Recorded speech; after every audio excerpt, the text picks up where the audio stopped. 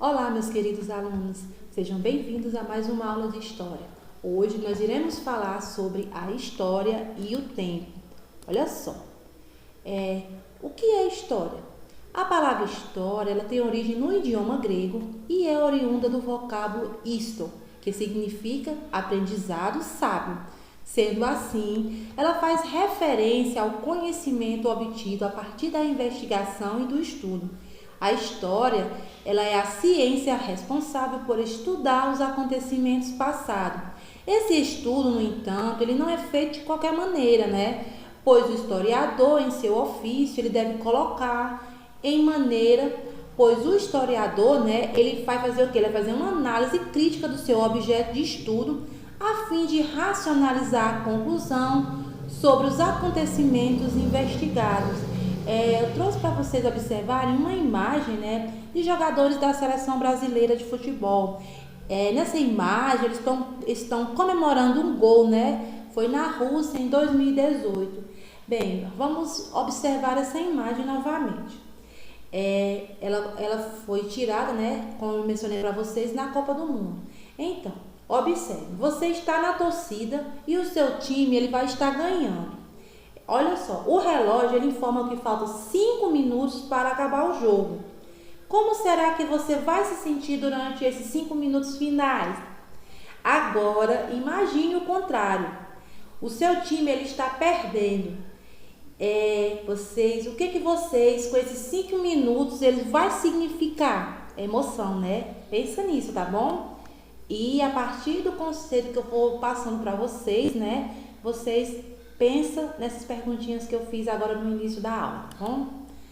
Eu trouxe aqui 3 imagens, né, para vocês observarem, né? E vocês podem perceber, né, que o mundo em que vivemos hoje, ele vai ser muito diferente daquele em que viveram, né, os nossos bisavós, né? O que a gente pode observar com essas imagens, que de lá para cá muita coisa mudou, né? Na imagem 1, a gente vê uma menina, né, no ano de 1950. Na imagem 2, outra menina, né, no ano de 2000. E na imagem 3, a gente vê uma menina, né, nos anos 2009, né? Vocês podem observar, todas as 3 estão com telefones. Vocês observam a imagem da foto, as vestimentas, o ambiente, e vocês podem apenas concluir o que eu mencionei, né, que de lá para cá muita coisa mudou. Trouxe também mais 2 imagens, né? Mostrei 3, agora eu vou mostrar a imagem 4 e a imagem 5, que a gente pode ver. Que as mudanças, elas porém não foram apenas, né, no campo da tecnologia e da comunicação. Os modos de trabalhar, de se divertir, de se vestir, de se enfeitar, de pensar e de agir também mudaram bastante, né? A gente tem aqui na imagem 4 uma menina, né? A foto de uma menina no ano de 1895, né? Vocês observem a vestimenta dela e até a qualidade da foto, que é preta e branca, né? E na foto 5, né? Nessa imagem, a gente observa uma menina, né? No ano de 2013 também, vocês podem observar a vestimenta, né? Com relação à imagem 4 e também até a qualidade da foto, né? Que vocês podem observar que a foto já não se encontra em preto e branco, né? E sim colorida, né? Então, através dessas imagens, né? Vocês podem estar se perguntando assim, aonde queremos chegar, né? Apresentando todas essas mudanças. Então, afinal, o que a história estuda? A história ela vai estudar justamente o processo de mudanças ocorridas nas sociedades. Inclui-se aí as mudanças no campo da comunicação, da moda, da alimentação, da construção de moradias, do lazer, entre outras. Mas a história ela não estuda apenas a mudança.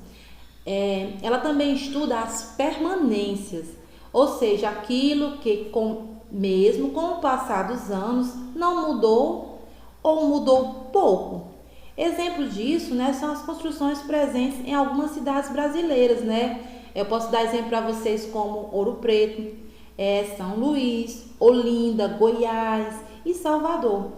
Na imagem que eu estou apresentando aqui para vocês, vocês podem reparar que elas são muito antigas, foram construídas há muito tempo porém estão preservadas, né, até hoje, né? Então, as permanências, elas também podem ser percebidas, né, como eu trouxe para vocês, nas brincadeiras antigas, né? Ou seja, por exemplo, pular corda, brincar de peteca, de boneca, de carrinho, de esconde-esconde, de amarelinha, são exemplos de permanência, né? Trouxe aqui para vocês duas imagens, né? Uma criança brincando de amarelinha na França, né? Em 1956. E trouxe para vocês também, na imagem ao lado, uma menina brincando de amarelinha nos Estados Unidos no ano 2016. O que é que vocês podem concluir com essas imagens e tudo que eu mencionei anteriormente? É o quê? Que a história, ela estuda mudanças, né? E também as permanências, como eu mencionei. Ela procura perceber o modo como as pessoas vivem nos tempos antigos e como elas vivem hoje, bem como a relação entre aqueles tempos atuais, né, e os tempos, né, antigos, né? Ou seja, a história, ela vai estudar o passado e também o presente. Por isso, pode-se dizer que a história, ela é o estudo dos seres humanos no tempo. Trouxe para vocês também algumas imagens, né, relacionadas ao tempo. Então, vocês podem observar nessas três imagens que eu vou falar um pouquinho sobre cada. Então, para escrever a história, os seres humanos, eles tiveram de resolver o problema de situar os acontecimentos no tempo. Por isso, ao longo do tempo, criaram diferentes calendários, isto é, diferentes modos de contar e dividir o tempo. Para dar início à contagem do tempo, né, cada povo ele escolheu uma data que é importante para ele. Aí eu trouxe aqui para vocês a imagem, né, dos judeus. Os judeus, por exemplo, eles começam a contar o tempo a partir da criação do mundo, que para eles se deu no ano 3760 antes do nascimento de Cristo. Já os muçulmanos, né, eles contam o tempo a partir da ida do fundador de sua religião, que é Maomé, da cidade de Meca para Medina, na atual Arábia Saudita. Esse fato ocorreu no ano de 622 depois de Cristo. Já os cristãos, por sua vez, eles escolheram o nascimento de Cristo para dar início, né, à contagem do tempo. Por isso, o ano de 2020, né, para os cristãos, corresponde ao ano de 1441 para os muçulmanos e de 5.780, né, para os judeus, né? Trouxe três imagens, né? Uma imagem da menina lendo a Torá, né, que é o livro sagrado dos judeus, né, em Israel, no ano 2017. Trouxe também outra imagem da menina lendo o Corão, né, que é o livro sagrado dos muçulmanos, né, na Malásia, em 2018. E trouxe outra imagem, né, do menino católico rezando ajoelhado, né, na Irlanda, em 2015. Pois bem, o calendário cristão é o mais usado no mundo atual, mas ele não é o único, é um calendário solar baseado na rotação da Terra em torno do Sol. Ele é baseado no ano do nascimento de Cristo. Esse acontecimento, ele marca o primeiro ano do calendário, né? A gente tem aqui esse calendário, né? A gente tem A.C, que é antes de Cristo, e D.C, que é depois de Cristo, né? Então, como eu mencionei, né, o calendário cristão, ele é o mais usado no Brasil. Contamos o tempo a partir do nascimento de Jesus Cristo, ou seja, para nós, portanto, há os fatos ocorridos entre antes e depois de Cristo nascer, né? No caso dos acontecimentos anteriores ao nascimento de Cristo, ao lado da data, nós iremos colocar a abreviatura A.C, né, que é antes de Cristo.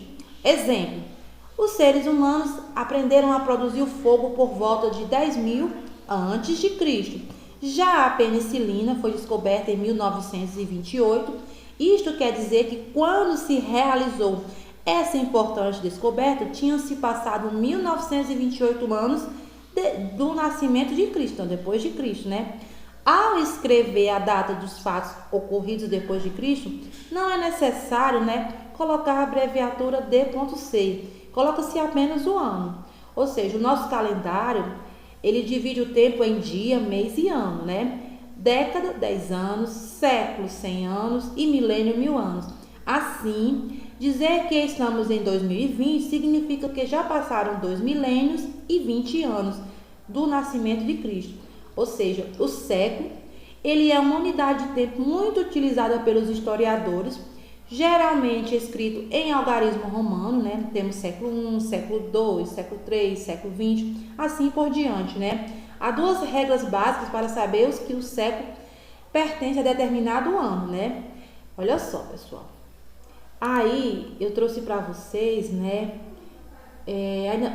Ainda sobre o calendário cristão, eu peço para vocês observarem a linha do tempo com os acontecimentos importantes, né, da vida de uma pessoa que chamaremos de Cauã, né? Olha só, observamos aqui na primeira imagem, em 2010, né, que é o que? O ano do nascimento do Cauã. Em 2021, nós temos o que? O ingresso no sexto ano. Em 2028, que vai ocorrer, será o aniversário de 18 anos do Cauã. E em 2040, será o aniversário de 30 anos. E 2080 será o quê? Será o aniversário de 70 anos dessa pessoa que chamamos de Cauã, tá bom? E sobre o tempo histórico, nós podemos dizer o seguinte, que como se vê, né, o tempo cronológico, ele foi criado pelos seres humanos e ele é um resultado de uma convenção, né? Isto é, de um acordo entre eles.